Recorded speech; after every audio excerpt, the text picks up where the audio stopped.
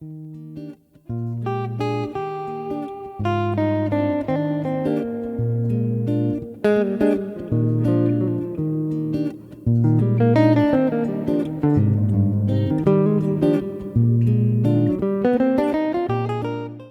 Greco. I'm one of the vascular surgeons here at St. Michael's Hospital, and I've been here for 10 years now. I have many roles over and above just vascular surgery. I'm the medical director of the vascular lab here and the department lead for health and wellness for the Department of Surgery. That's for the hospital itself, and then I'm also the program director for the vascular surgery residency program through the University of Toronto. How about you? We know each other already. My name is Wheatcroft. I'm the current division head of the Division of Vascular Surgery at St. Mike's. And similar to you, I've got multiple other roles. I'm Program Director for Surgical Foundations. I'm the Fellowship Program Director for Vascular Surgery. And I'm also Division Head as of the last 2 years. And I know you from when you were a trainee and I was a fellow. You're a fellow, that is true. We go back a long way. That is true. Probably why we operate very similarly. There's a good chance. Yeah. I know you've got pretty specific interests within vascular surgery, Lisa. What do you feel is special about the care that you provide? So my specific special interests are in limb salvage. So that encompasses both open and advanced endovascular techniques for the vessels themselves, but also advanced wound care. It's not just the one or the other. I'm able to provide all of that here at St. Michael's Hospital. And another niche, I guess, that I have in particular, thanks to our mentor, Dr. Campbell, is vascular access. So patients who need dialysis and they require fistula or a graft or any complex version of those things, then that's where I have an area of expertise as well. And I believe it was actually showcased a few years ago in the St. Mike's newsletter and in the Society for Vascular Surgery, if I'm not mistaken. Very good. What about you? Like you and all of our colleagues, I cover the breadth of vascular surgery in general terms, but my particular interests are in aortic surgery. So that really began as being the lead for advanced endovascular repair here at St. Mike's, which we still do. Mm-hmm. But that, ironically, has actually grown into probably more of a passion for open aortic surgery, which I do a lot of, and I greatly enjoy. Not least because it has lots of technical challenges, but also the decision making and the patient workup, patient communication, and also the fact that I work with people like you. So we often buddy up and operate in pairs, particularly with complex cases, and that way, patients can really benefit from the team approach that we place a lot of emphasis on here at St. Mike's. I think that's a good point, because I think we do a lot of team-based care in our division, not solely just with the vascular surgery team that we have, but also with our interventional radiology team, who we have a very good, close relationship with, which is why I think our advanced endovascular practice can thrive, because we have the support of them, and likewise they have the support of us when they're treating the patient. So I think that's a huge thing that we can offer. Yeah. But I think it's more than just sort of, limb salvage aortas. I think all of us are really involved in, carotid disease. We all sort of understand the urgency for that and like to treat patients rapidly. And in fact, we do make a point of seeing patients on our non-clinical days to try to expedite that. And then, of course, some of our colleagues have other niche areas like thoracic outlet syndrome. And I think that's one of the key ways in which we as a team impact our patient care is the collaborative approach that we have. Mm-hmm. We all recognize the value of each other as specialists, but also outwith that into the other specialties. So anesthesia, critical care, interventional radiology, like you mentioned, and even a lot of liaising with our partners in general medicine. Mm-hmm. And that's necessary with the scope of our practice. We treat the patients all the way through the kind of healthcare route, sometimes ending not so well, other times mostly good successes. Yeah. Well, and in addition to our allied healthcare services, right, we've got our clinical nurses that are also wound care specialists. We have our nurse practitioner on the inpatient side, and we work very, very closely with Chiropody here as part of the limb salvage team approach. So I agree.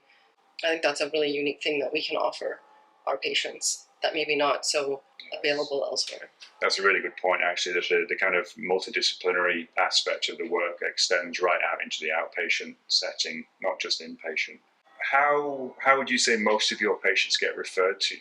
It's a mix. I mean, we do cover critical, so we do cover the entire province for vascular cases every other night. So, I'd say probably a portion of them come through other hospitals, inpatient hospital settings or emergency department settings.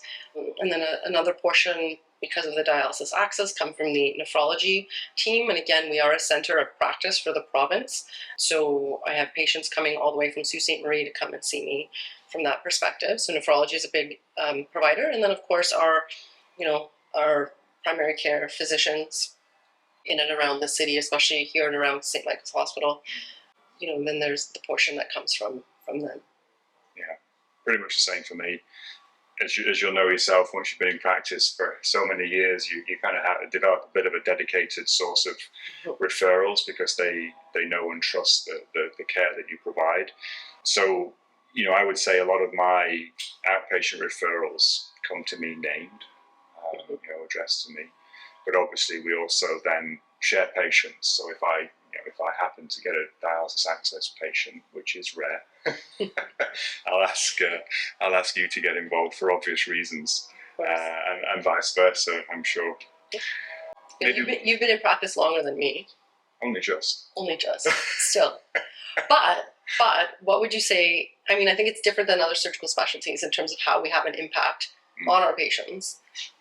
Coming around now, like I said, 10 years, I'm seeing patients that I treated and operated on a couple of months into practice. And I think we do have a long-term impact on them and their families. And, having had 3 kids during those 10 years, my patients remember when you did my surgery and you were, this big, or I had gotten some really, really kind things for the kids during those times. So I think we've made a good impact, at least most of the time. I don't know, what do you feel? Like I said, no, I agree. Except most patients say to me, "You didn't have as many grey hairs when I met you."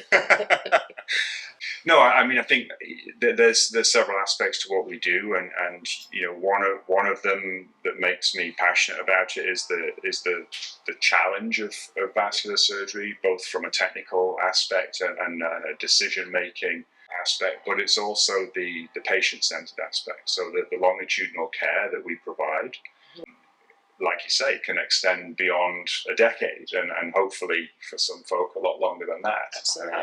But it's very rewarding getting to know patients and look forward to seeing them in outpatients for their follow-up appointments and hopefully seeing that they continue to do well. It's tremendously rewarding. I agree. There's a lot of challenges within vascular surgery. Access to the care, timeliness of care, including decision making and the diseases themselves. But it is definitely very rewarding when it can be. I guess one thing we didn't talk about that both of us do is more the education piece. Because we actually have a huge part of that. I mean, I have my master's in education. You've done your education scholars coursework as well. And so we've, I think, contributed in terms of the care, not only the care, but also sort of training the next generation of care providers and creating pretty robust curriculum, I would say, of vascular surgical videos. I guess it's a whole different aspect of the patient care, but it's a very rewarding part of my kind of professional life as well. I can't imagine doing what I do without having learners and trainees involved.